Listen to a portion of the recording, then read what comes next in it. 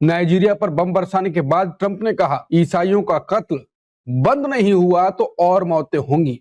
साथ ही मरे हुए आतंकियों को भी मैरी क्रिसमस बोला। के तीन बहुत स्पष्ट जो है इसके जो कॉन्सिक्वेंसेस मैं देख पा रहा हूं, और ये इत्तेफाक की बात है या क्या है मुझे नहीं मालूम, संयोग है या प्रयोग है।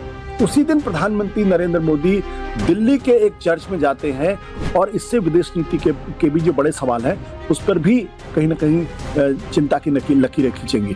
तो विदेश नीति को बड़ी चुनौती मिलेगी, इससे भारत को लॉन्ग टर्म में बहुत नुकसान होगा। देखिए, जो क्रिश्चियन वर्ड है वो बहुत पावरफुल है, वो इस्लामिक वर्ड की तरीके से, और कभी कभी ये नुकसान इतना भयानक होता है कि आपको पता ही नहीं चलता कि आपके नीचे से जमीन। नाइजीरिया पर बम बरसाने के बाद ट्रंप ने कहा, ईसाइयों का कत्ल बंद नहीं हुआ तो और मौतें होंगी। साथ ही मरे हुए आतंकियों को भी मैरी क्रिसमस बोला। सवाल यह नहीं है ट्रंप ने हमला किस पर किया, सवाल यह है हमले का कारण क्या बताया। ईसाइयों पर हमले, तो सवाल यही है कि ट्रंप का मैरी क्रिसमस वाला संदेश मोदी सरकार के लिए एक बड़ी चेतावनी है। आज चर्चा इसी खतरनाक मोड़ की जहां भारत की आंतरिक कट्टरता अब ग्लोबल रडार पर आ गई है। पीएम मोदी दिल्ली के चर्च में प्रार्थना कर रहे थे, लेकिन उसी समय देश के कई हिस्सों में क्रिसमस की सजावट जलाई जा रही थी, तोड़फोड़ की जा रही थी, धमकियां दी जा रही थी। उधर अमेरिका में ट्रंप ने नाइजीरिया पर अरेस्ट कर साफ कर दिया कि वो ईसाइयों के खिलाफ हिंसा बर्दाश्त नहीं करेंगे। सवाल अब यह है कि ट्रंप की पैनी नजर अब भारत की इन घटनाओं पर भी होगी। क्या अपने कट्टर समर्थक मांगा बेस को खुश करने के लिए ट्रंप भारत पर टैरिफ के बाद अब धार्मिक आजादी के नाम पर कोई सख्त कदम उठाएंगे या उठा सकते हैं? और मोदी सरकार इस खतरे को क्या भांप नहीं पा रही है? अंत में सवाल यही है, मोदी की सजावट जलाने वालों पर चुप्पी और ट्रंप का ईसाइयों पर हमले हुए तो और मौतें होंगी वाला अल्टीमेटम, क्या इसको जोड़ना सही है? क्या जोड़ा जा सकता है? और अगर हां, तो क्या भारत एक बड़ी अंतरराष्ट्रीय मुसीबत की ओर बढ़ रहा है? तो चलिए शुरू करते हैं चर्चा। नमस्कार, मैं हूं अंक और आप देख रहे हैं सत्य हिंदी का खास शो आशुतोष की पैनी नजर, जहां आशुतोष जी खबर की खबर लेकर असली खबर बताते हैं। आशुतोष सर, ट्रंप तो क्रिश्चियन राइट्स के ग्लोबल चैंपियन बनने की ओर इशारा कर रहे हैं और भारत में भी हमले हुए, क्या इसको जोड़ सकते हैं? अंकुर, मुझे लगता है ये कहना थोड़ा सा मुश्किल होगा कि दरअसल ट्रंप ने भारत में जिस तरीके से क्रिसमस डे के दिन उत्पात हुआ उसको देखकर ये टिप्पणी की है, या उन्होंने जनरल एक सामान्य सी टिप्पणी की है। मुझे लगता है कि इस पे उन्होंने नाइजीरिया के लिए कहा कि ये ईसाइयों पर कत्ल कर रहे थे, उन पर हमले कर रहे थे, उसका इसलिए इनको मारा गया है। लेकिन वो संदेश बाकियों को जा रहा है कि क्रिश्चियन राइट्स के एक चैंपियन बनने की दिशा में है वो ग्लोबल लीडर।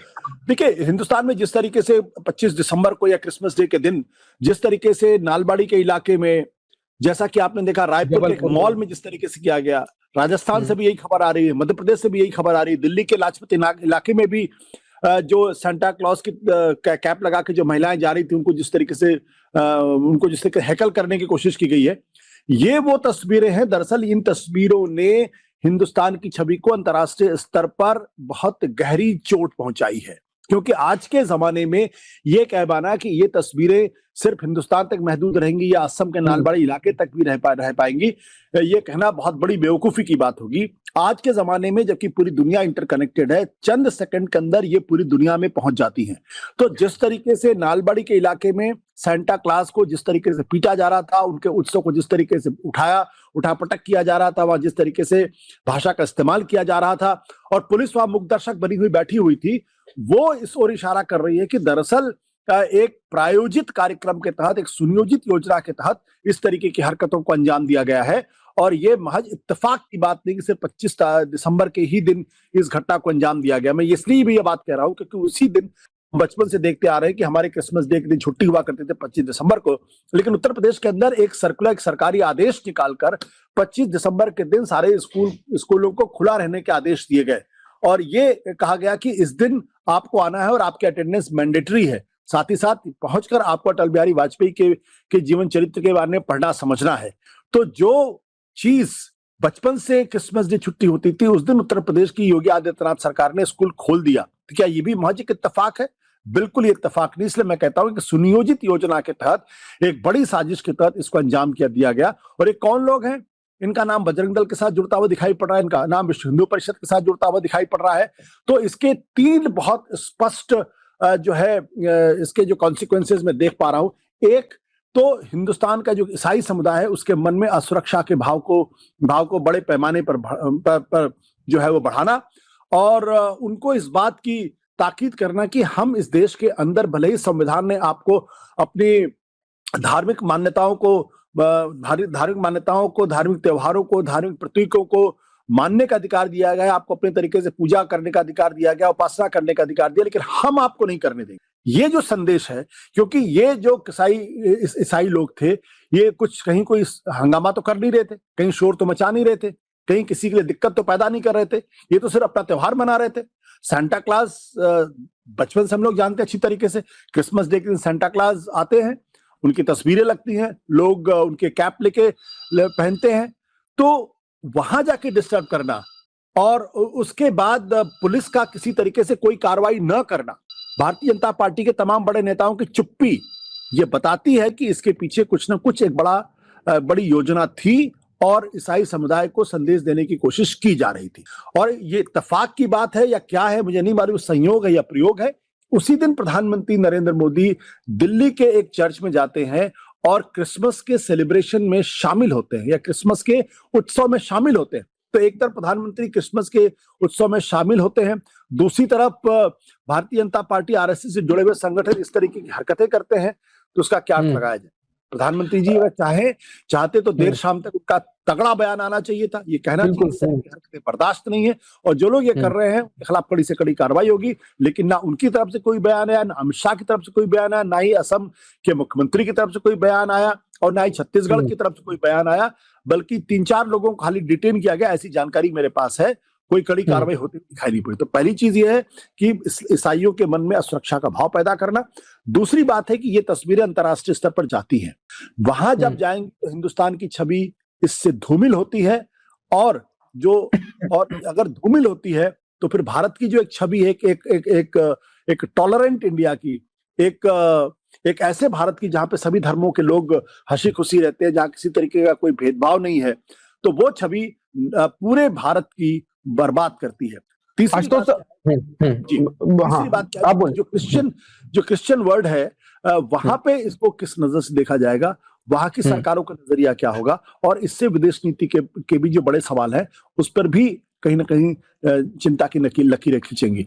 तो विदेश नीति को बड़ी चुनौती मिलेगी कि जैसा कि आपने कहा कि ट्रंप जरूर जिस तरीके का बयान दिया है वो भी अपने आप एक संदेश है, भारत की छवि खराब होती है और भारत के अंदर ईसाइयों के मन में जो है तो असुरक्षा का भाव आता है। ट्रंप पूरा चुनाव जीते थे मागा का मुद्दा बनाकर पूरा, और अभी भी फिर उनका थोड़ा विरोध हुआ, मागा थोड़े नाराज हुए, तो अब उनको खुश करने के लिए भी लगातार कदम उठाए जा रहे हैं और जो भी कुछ करते हैं तो सीधे उसको क्रिश्चियन और उससे राइट से जोड़ देते हैं, ऐसा कुछ। और अब भारत में पीएम मोदी ने एक सिंबॉलिक कहा कि मैं चर्च जाता हूं, उन्होंने लगा कि ढक जाएगा, छुप जाएगा और ये कहीं इमेज जाएगी नहीं, लेकिन पूरी आक्रमण पर ही, हमलों पर ही नजर सबकी रही और ज्यादा खबरें बनी। आपको लगता है कि ट्रंप का जो है एक अपना मागा बेस और मोदी अपनी जो चला रहे हिंदुत्व राजनीति, वो आपस में टकराएगी तो ट्रंप ने जो टैरिफ लगाए थे उसके बाद कुछ और भी आ सकता है? फिर आज नहीं तो कल दोनों की राजनीति एक जैसी है। वो जब मागा की बात करते हैं तो वो क्रिश्चियन कट्टरपंथी पंथ की बात करते हैं। हाँ, नरेंद्र मोदी जी जब हिंदुत्व की बात करते हैं तो वो भी हिंदू धर्म के बारे में और हिंदू धर्म से के इर्द गिर्द राजनीति को संचालित करने की कोशिश करते हैं। तो दोनों एक तरीके की पॉलिटिक्स कर रहे हैं, दोनों का एक तरीके का नेचर है, दोनों एक तरीके से सुने, दोनों एक ही तरीके से लोगों को प्रभावित करके अपना वोट बैंक बनाने की कोशिश कर रहे हैं।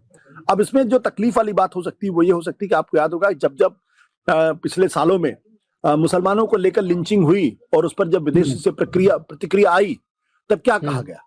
तब यही कहा गया कि आप हमारे मामलों में दखल मत दीजिए। लेकिन अगर भारत बांग्लादेश के अंदर अगर किसी हिंदू को लिंच किया जाता है, अगर उस पर वो अपनी टिप्पणी करता है, आपत्ति करता है और वहां पे हिंदुओं को बचाए जाने के बारे में चिंता जाहिर करता है, तो कल अगर अमेरिका से, यूरोप से अगर भारत के अंदर जो क्रिश्चियंस के साथ जिस तरीके से दुर्व्यवहार किया गया, अगर उस पर टिप्पणी आई, तो फिर हम किस मुंह से कहेंगे कि भारत का अंदरूनी मामला है? कैसे हम उसको हैंडल करेंगे? तो इसके फायदे तो बिल्कुल नहीं है, इसके नुकसान ही नुकसान है। और एक दुनिया के अंदर जो एक छवि बन रही है कि भारत के अंदर जो अल्पसंख्यक हैं, चाहे वो मुस्लिम तबके को हो या क्रिश्चियन ईसाई तबके को हो, वो सुरक्षित नहीं है और उनको दोयम दर्जे का नागरिक बनाने की कोशिश की जा रही है। ये जो छवि बनती हुई दिखाई पड़ रही है, इससे भारत को लॉन्ग टर्म में बहुत नुकसान होगा, क्योंकि भारत का सम्मान पूरी दुनिया में एक ऐसे देश के तौर पर था जहां सभी धर्मों के लोग आपसी सहकार की भावना के साथ रहते थे, एक दूसरे का सम्मान करते थे, एक दूसरे के धार्मिक मामलों में दखल नहीं देते थे, लेकिन एक दूसरे के धार्मिक समारोहों में शामिल होते थे। सबको अपनी पूजा पद्धति के हिसाब से पूजा उपासना करने का अधिकार था। ये छवि अगर खंडित होती है तो लॉन्ग टर्म में, दीर्घ काल में भारत की छवि अंतर्राष्ट्रीय स्तर पर बहुत खराब होगी और इसके नुकसान होंगे। आशुतोष सर, एक मुसलमानों के अल्पसंख्यकों के खिलाफ तो ये लगातार विरोध कर रहे हैं या कुछ हमले होते हैं तो उसको तो ये झेल ही रही है, भारत की छवि उसमें हुआ, अब ईसाइयों पर भी होंगे, तो छवि तो खराब होगी। छवि खराब होने का फिर क्या क्या नुकसान हो सकता है भारत को? देखिए, जो क्रिश्चियन वर्ड है वो बहुत पावरफुल है, वो इस्लामिक वर्ड की तरीके से उनकी अर्थव्यवस्थाएं कमजोर नहीं है। पूरे यूरोप की अगर अर्थव्यवस्था को अगर आप देखेंगे तो चाहे Germany, France, England, Denmark, Scandinavian countries, Netherland, ये सारे बहुत पावरफुल कंट्रीज हैं। उनके बहुत डेवलप्ड कंट्रीज हैं, इंडस्ट्रियलाइज्ड कंट्रीज हैं, टेक्नोलॉजिकली बहुत एडवांस कंट्रीज हैं। पर कैपिटा इनकम हिंदुस्तान से कई गुना ज्यादा है वहां पे। अमेरिका है, कनाडा है, लैटिन अमेरिका है। तो इसका बहुत लॉन्ग टर्म इम्पैक्ट हो, जो फौरन अभी पता नहीं चलेगा, लेकिन लॉन्ग टर्म इम्पैक्ट हो। और जब किसी भी देश की छवि खराब होती है तो उसका नुकसान उसको दीर्घकाल में ही समझ में आता है। और कभी कभी ये नुकसान इतना भयानक होता है कि आपको पता ही नहीं चलता कि आपके नीचे से जमीन निकल जाती है।